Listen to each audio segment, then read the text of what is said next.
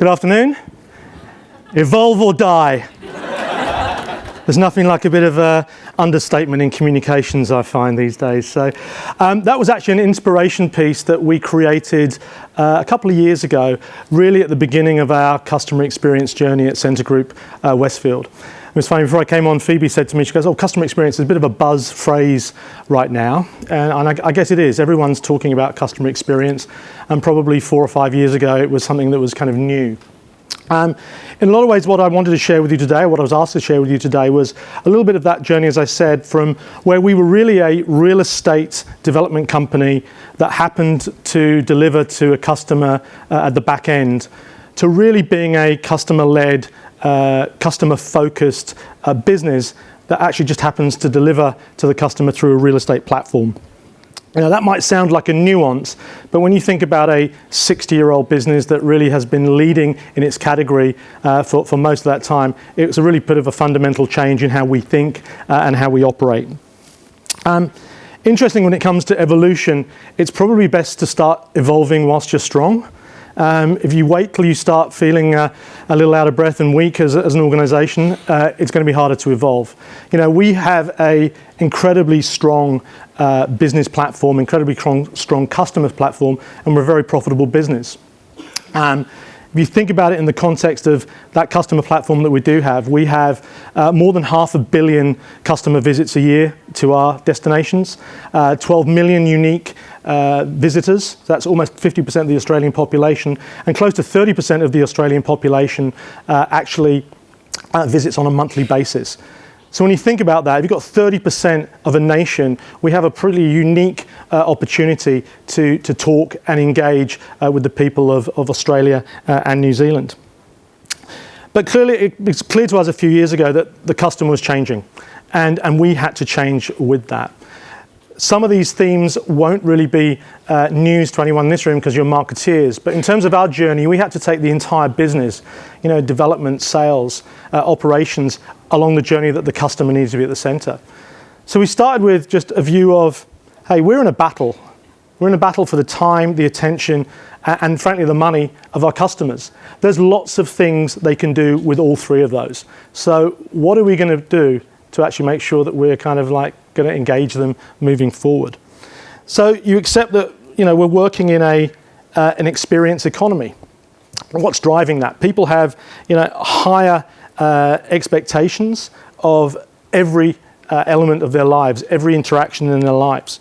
It's not enough for us any longer just to be a curator of retail and brand experiences. We really need to be a creator of overall customer experience. Customers, let's think about them. We know all of these things. You know, customers are more connected than ever before. They're always on. That connection means they're more informed about brands, about products, about services, about pricing. And once you're informed, you know what? You become demanding. You know what? I know what I want. I know how much I'm prepared to pay for it. And basically, I want it now, and stay on your toes, because tomorrow I'm going to want more and I'm going to want it twice as quickly. And you know what? Once you become demanding and you don't get what you want, you become opinionated. You know what? And it's not the old days where it's like, I didn't get what I wanted, I'm going to write a letter to someone. It's like you are blasting it to the world. So you've got all these, you know, informed, demanding, opinionated people. Sound like a bloody nightmare, these customers. Why do we want to engage with them? But the interesting thing about this is that these customers are not strange kind of creatures behind glass, and that's how we used to look at them sometimes. Let's examine the customer. What are they telling us? You're a customer, I'm a customer, everyone is a customer in this room, and we are all of these things. You know, we are demanding, we are opinionated, we want to be listened to. And so we really recognised that, you know, we had to step up and really kind of drive forward in terms of that personal engagement. The other thing about the world of brands and experiences is that my friends at Field coined this phrase, and I like it, this idea of liquid expectations. I have an experience in one part of my life, I don't park that when I come to you. I used to work in the hotel business, and one of the biggest things we ever had was people would check into a hotel, they were paying $200, $300, $400 a night, and then we'd ask them to pay $20 for Wi-Fi connection. And they're like, hang on, I can get free Wi-Fi at Starbucks, and now I have to pay $20? Now I could explain to you in rational terms why it's much more difficult in a 600-room hotel to provide Wi-Fi service. As a guest, I don't care about your problems. That's your problem. And so we had to really get into the idea that these liquid expectations were driving our customers' demands. I think one thing to say about, kind of the retail business or destination business, in an increasingly digitized, connected world, there's often a tendency in some ways to think that, maybe kind of physical destinations are less relevant or necessary. I guess it depends which way you come at that. There's probably, are any Black Mirror fans in the house? Everyone watch Black Mirror?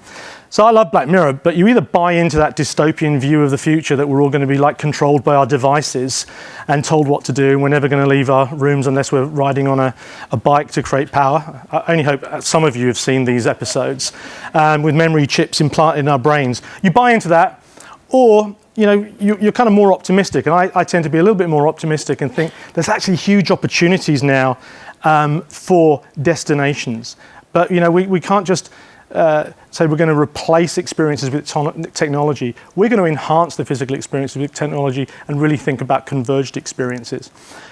I'm positive because I think that generally most people are still human. You have to think about that for a moment.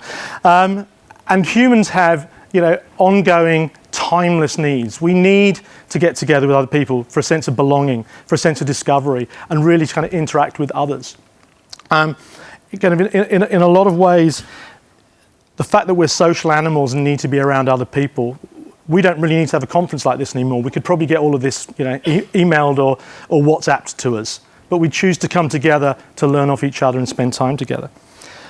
It's almost becoming cliched now, but Starbucks probably defined that first with this whole idea of the third place, the third space. You're not alone, you're not together, you're alone together. This idea that I'm actually going to go out and do the things that I want to do. I could do them in my room, I could do them in my office, but I'm actually going to go to a public space. I mentioned I came from the hotel business. Now, I'm of a vintage that I remember a time when a hotel lobby was like a library. You went in, you checked in, you got your room key, you went to your room, and it was a kind of a place of, it was kind of like a church. You didn't make noise in the lobby because it was a holy place. Hotel lobbies now, you probably look at that picture and think that is a lobby. That's actually, you can see, here's the desk, and there's the keys, etc. But when you think about it from a hotel experience, there's absolutely really very little reason for you to leave your hotel room right now. Again, dating myself, I remember the times it used to be really exciting to go to a hotel because they had like 8 or 10 channels of TV. It's like amazing. How's that possible? I can't possibly fill my brain with 10 channels of TV. There was only 3 or 4, at home. You needed to leave, if you wanted to send a fax, there's faces in this room looking at me like, he's speaking Swahili. What is a fax? If you needed to actually communicate, you needed to go to a business center. There's no business centers anymore. If you wanted, food, apart from the terrible room service, you had to go out. Whereas nowadays, you can bring all your own content on Netflix. You can probably sling it to the TV. You can get Uber Eats to bring you anything you want. You certainly don't need to go to a business center because all your devices are connected. Why are we doing this? We're doing it because we're social animals. Kind of moving forward, a lot of brands, the smarter retail brands, have really started to see, I need to be thinking more about the experience. I need to be thinking more about engagement. I was in Shanghai a couple of weeks ago and saw great examples of this. The Nike House of Innovation, they opened their first one in Shanghai, they opened another one in New York recently, and they'll be taking this concept. It really is about kind of merging, the physical and the digital, but also thinking about personalization and customization. What I found interesting about this was, whilst they've got all of this amazing setup and all of the kind of incredible technical innovations or technological innovations, lots of screens everywhere, the thing that was most popular was this room, which was the customization room, and it was really about theater. They gave you 8 or 10 silhouettes, SKUs. You could choose your colors, and then they actually hand painted them, hand designed. So people were lining up to do it, but people were also lining up just to watch these shoes being made. Physical environment. I mentioned Starbucks. This is interesting, the Starbucks roastery. I don't know if anyone has seen this. This is in Shanghai. I've never seen anything like it. It's really a factory. That you see them kind of roasting the beans, making the beans. It's 2,800 square meters of space, and it is full from morning to night. And it's really epic, what I'll call retail theater. It's a place where you just want to hang out, see and be seen. But again, you can almost look at Starbucks and Nike as being traditional brands, traditional retailers. Where I find it kind of gets even more interesting is when you look at what started as pure play retailers. Does everyone here know Warby Parker? For those who don't, Warby Parker, a US eyewear brand, who really reinvented the category. Probably about 10 years ago. It's one of those, sort of nauseating stories about, two college kids who realized a problem in the eyewear business, and now, $3-4 billion later, they're pretty happy with what they did. They reinvented it, pure play. You can only order this product online. So a few years ago, I was actually in New York and I saw a Warby Parker pop-up store. And it was at that point in my life where I kind of figured out that I wasn't going to be the only human being not to defy medical science and never need glasses in my life. So I wandered in and I saw they were doing eye exams. So I said, they're doing eye exam. Can I book in for an eye exam? And I was going to be in New York for a few days. And they kind of went through, and I only heard Thursday. So I'm like, oh, Thursday's good. I'm not leaving till Friday. And it was Thursday in like 4 weeks' time. I'm like, okay, well, there's an optician, an optometrist on every corner in Manhattan. But people wanted to get their eyes tested at Warby Parker. So I called an old colleague of mine who's the CMO at Warby Parker, who I worked with previously. And I said to her, why are you doing this? You've got this incredibly successful business. Why are you opening spaces? And she said, well, look, we actually realized we started doing events and we brought people, our most important customers, together for events, and they loved it. And we realized that that people wanted to be around like-minded people. It was almost like a community of taste. And they said, we figured out that actually if we put physical retail in place, we could have it's like a constant event, a constant gathering place. And now they've got 60, 70 locations. Wherever they open a physical store, their online sales and total sales go up. So even pure players are realizing we've got to think about experience and there has to be a physical component. Again, think about other aspects, not just retail. I remember when banks didn't look like this. My dentist here in Sydney, has a beautifully designed surgery. And when I go in, he gives me a choice of music and he has a TV screen in the ceiling. Again, I remember once having a wisdom tooth out, where the way they did that was the guy put his knee in my chest, took a bit of Novocaine and a pair of pliers and ripped it out. And that was on Christmas Eve. And I just basically bled for 3 days, Now they're thinking about the experience. Whenever I've had any kind of work done in this dentist, they always call me the next day to see how I'm doing and if I need anything. Dentists are thinking about it. And again, this is probably strange for Australians because, again, liquid expectations, you get used to a certain level of delivery. This is my 7th country I've moved to live in. And when you arrive in a country, you have to do bullshit stuff you don't think about when you live in a place, like register and get a driving license. If you've ever seen the South Park episode about what it's like to get a driving license at the DVLA or whatever is in the US, it's actually understating how horrific it is. I came to Service New South Wales, trepidation. I went down there, it opens at 7 or 7:30. I'm there at 7:15 because I'm like, this is going to be a shit show. I've got to get in here early. It was a dream. Banks, dentists, government offices are thinking about raising the experience bar. So internally, we have to start thinking about it. If everyone's thinking that way, we've got to think that way. I think the other thing to think about in a increasingly digitized world where everyone's thinking about technology is actually customers, they want to use that as a tool, but they're also looking for authentic tactile experiences.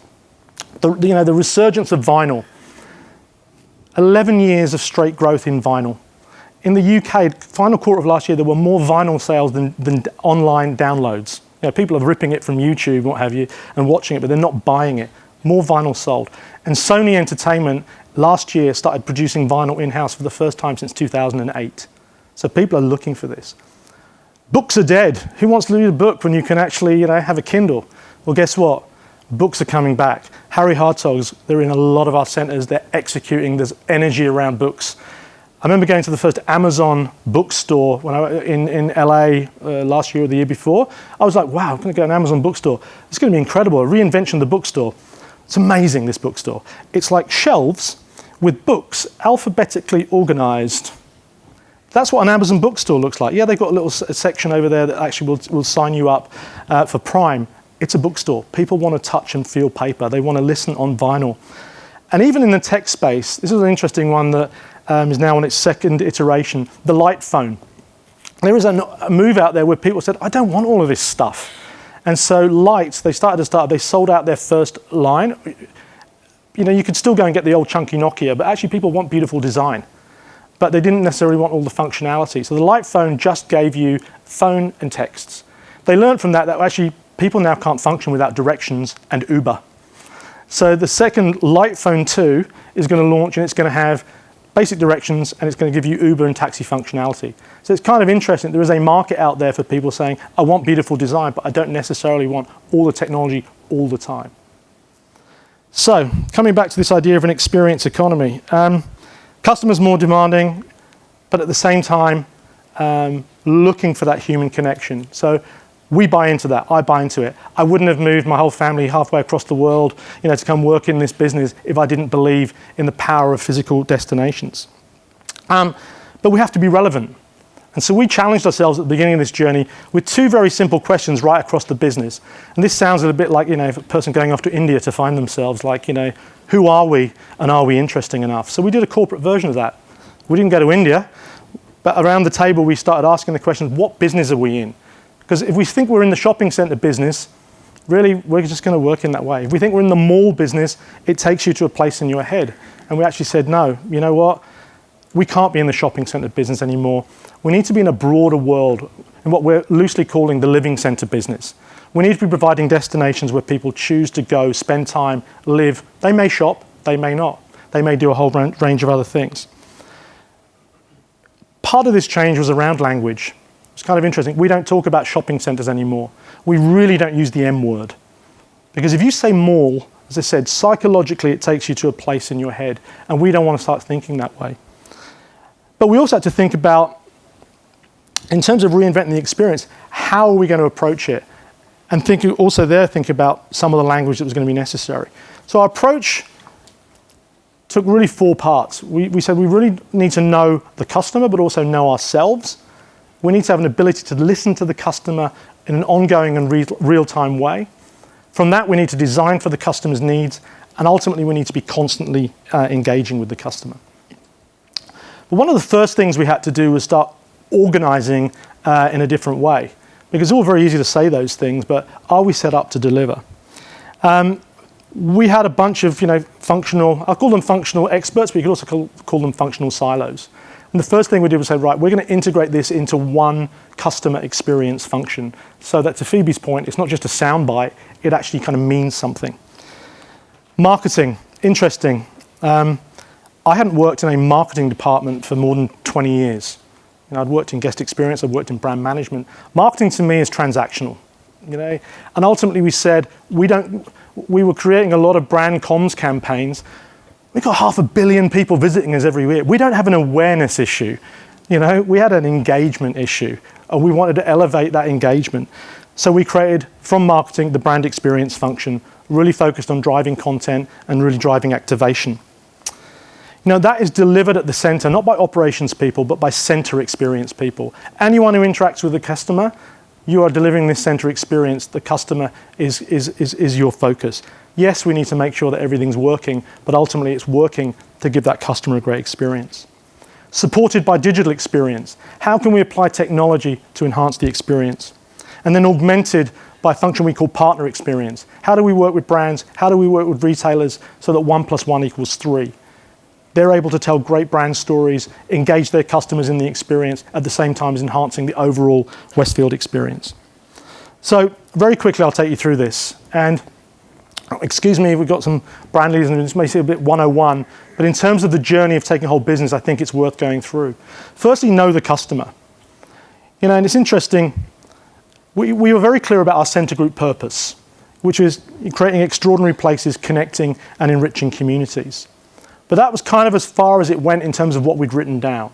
It didn't mean we weren't thinking about the customer, but we hadn't been very deliberate in defining, number one, who is our customer? Because if it's all about the customer, we need to be defined. I won't throw you through all the art and science of this, but we did go through a bunch of science of defining the groups, and they're very definitely called customer inspiration groups for a reason, not customer segments. Because again, segments like mall means I'm segmenting you and I'm saying I'm going to give this to you and this to you and I'm going to try and sell you something. As opposed to they are inspiring everything we do in terms of creating our product. It's 10 groups. They break down very broadly into 5 family groups, 3 what I'll call kind of younger and 2 kind of more mature. But it helped us because ultimately these are what need to inspire us, not to market, but inspire our product and our delivery. So what is our promise? Well, we were very clear about it. If we are really there to deliver for these customers, basically Westfield needs to be designed for life. It needs to be designed for the lives and the needs of those customer inspiration groups. So how do we take that one step further? We think about the brand values.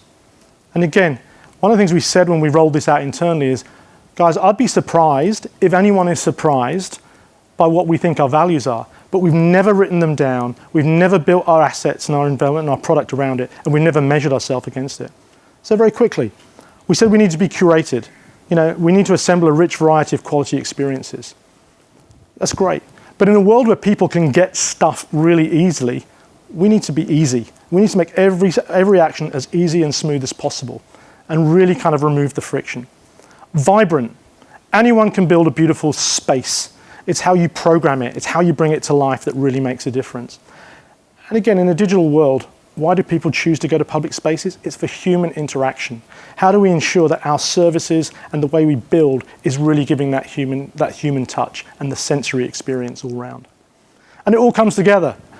I'm a firm believer if you can't sum up what you want to stand for as a business in one page, you shouldn't do it. Everyone in the business has that on their wall, and everyone, we hope, lives with it. So we defined who we wanted to be, what we wanted to stand for. But if you're going to be customer-led, you need to have some kind of access on a real-time basis into your customer. So we needed to figure out how to listen. So yeah, we were out doing the occasional survey, but that wasn't really helping us in a dynamic way.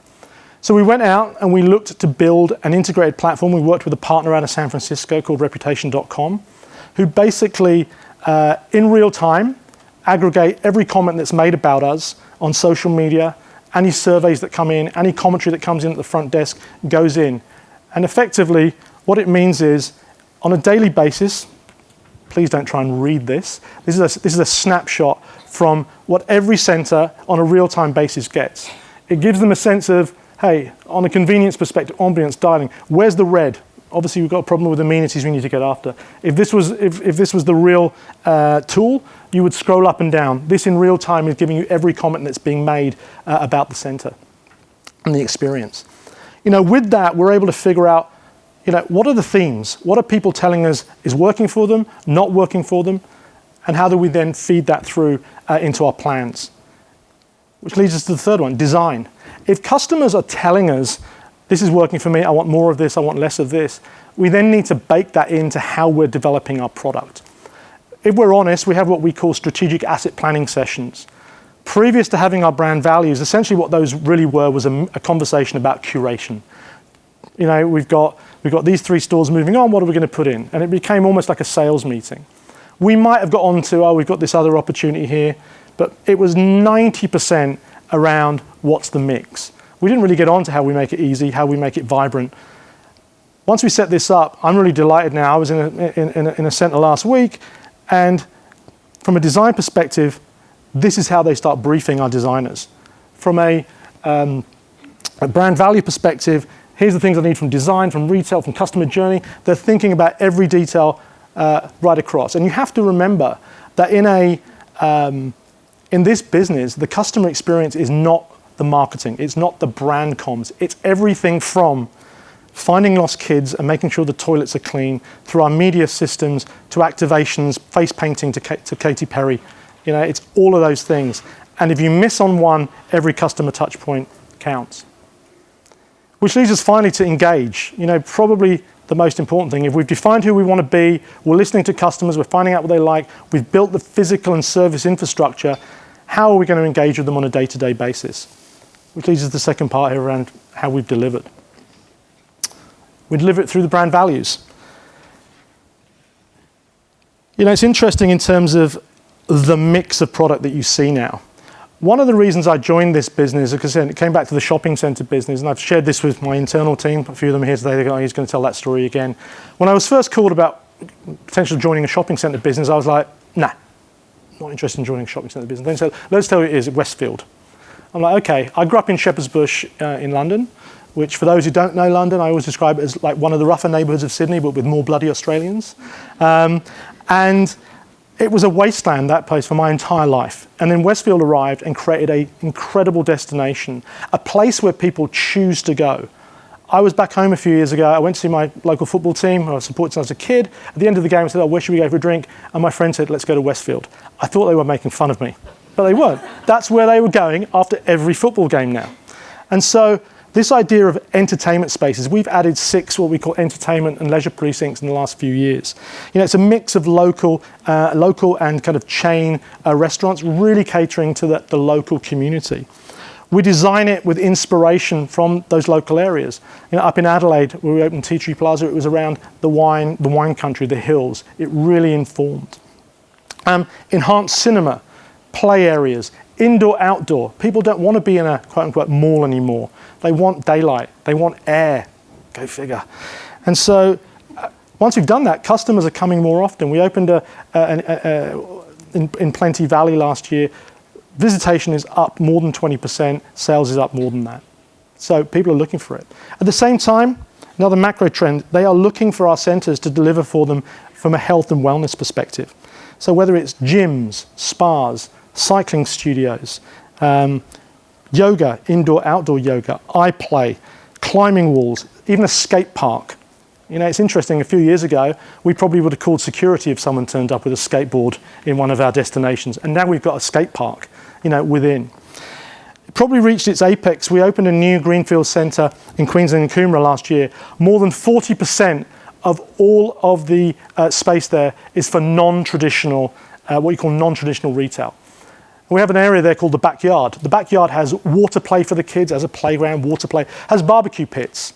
But you can actually just bring your own stuff. You don't have to go buy anything from the centre, but it's creating that sense of community, that sense of vibe and the sense of belonging.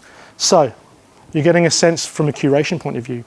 Easy, probably not the sexiest part of the business in some ways, the most important in lots of ways. Once we started listening to our consumers, it was really clear more than 40% of all customer complaints were around parking.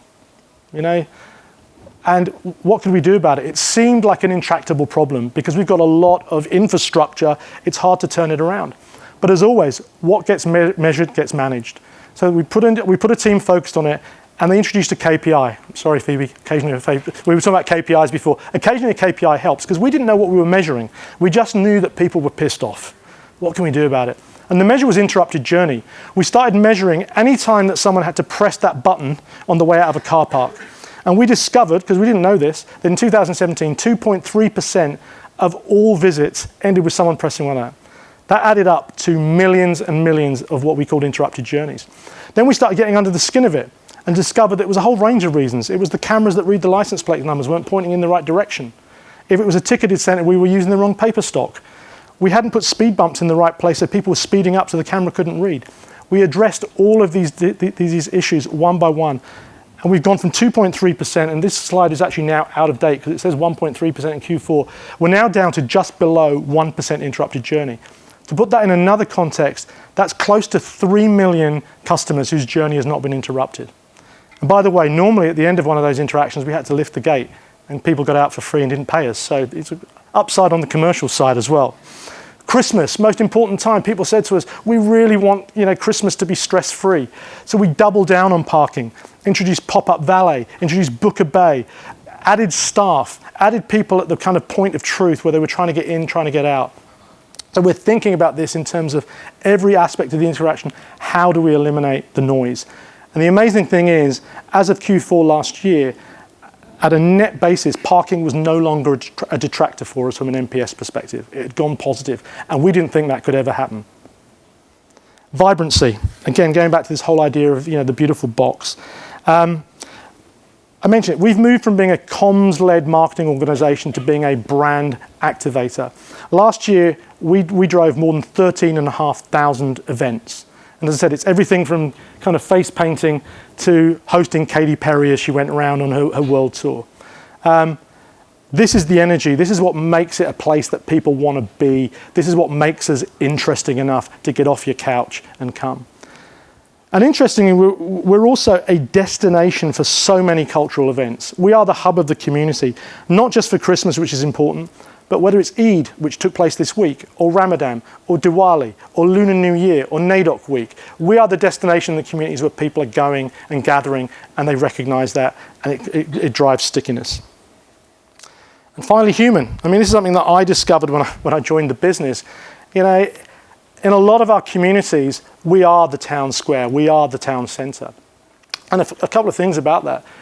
We open up now. We mentioned Christmas, 140,000 Santa photographs taken with kids last year. If you think about that demographic who want to have a photograph taken, that's a huge proportion of all families with kids are taking their photograph at the Santa photograph.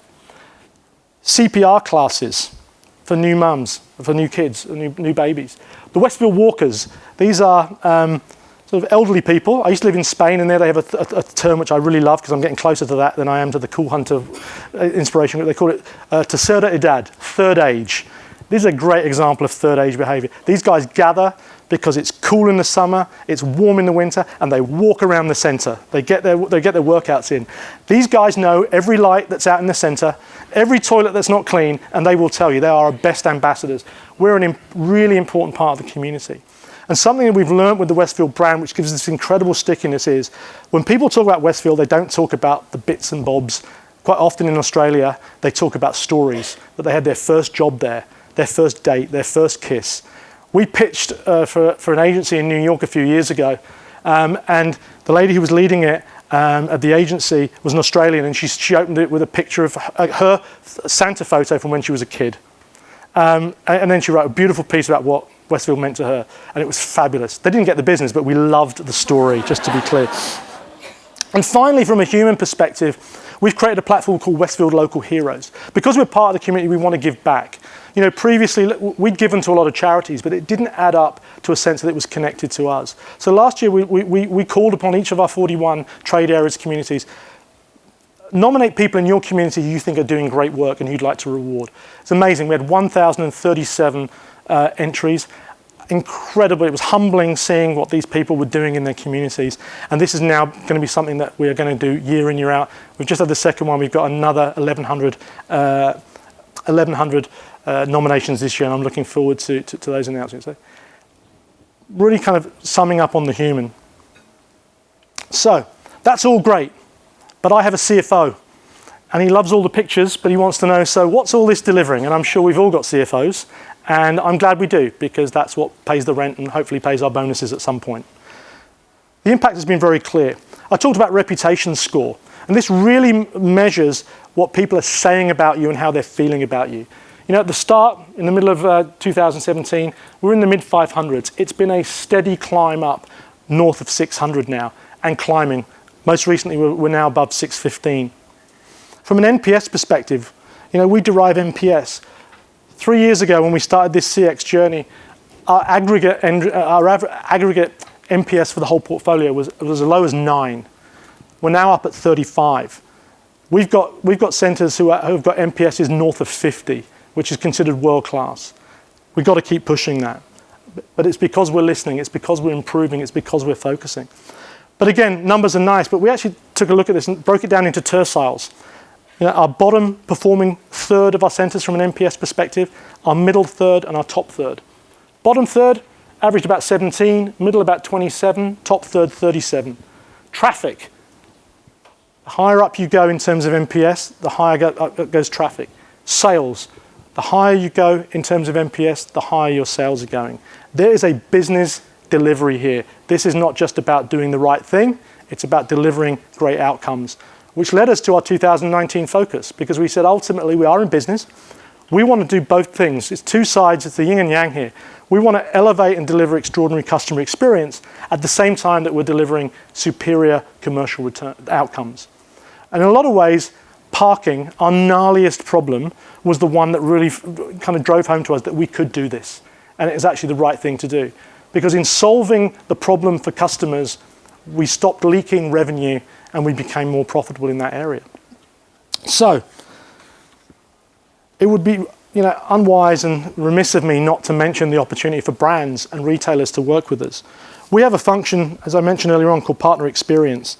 And really, it's an opportunity for brands, retailers, and other partners to come together to actually enhance the delivery of their customer experience and their brand experience, but also enhance our overall delivery of customer experience. It really is a kind of a 1 + 1 = 3. You know, our brand space and brands partnerships team is really there to be a marketing problem solver and think about how can we use this incredible platform, the 500 million plus visitors we have a year, the 7 million uniques a month, to help tell your brand stories. So a good example here is Audi. You know, Audi came to our brand space team and said, look, we recognize that over 50% or 50 plus or minus of our customers are female, but we haven't really focused on them. And actually lots of women, and I would actually say some men as well, don't like going to car dealerships. You know, they don't tend to be the most inviting of places. They were looking for a different platform. So we put together a campaign with them of both media, smart screen, super screen, so they could tell the story, but also in Sydney and Melbourne, interactive spaces where they could display the new model, set up test drives, and really get people to smell the leather, feel the steering wheel, and get an overall feel of the car that you're not going to get just from a pure media buy. Results were positive. We loved it. It created energy in our center. It added to the overall ambience, and the client was also happy in that it elevated their test drives and, of course, drove sentiment and sales. So, elevating customer experience delivers commercial outcomes. That's the key message. I hope this has been an interesting view of what we've done over the last 3 years in turning our customer around, our focus around to the customer. And I hope, Phoebe, that you're now going to forgive me for customer experience and not just a buzzword, a buzz phrase. So, thanks, guys.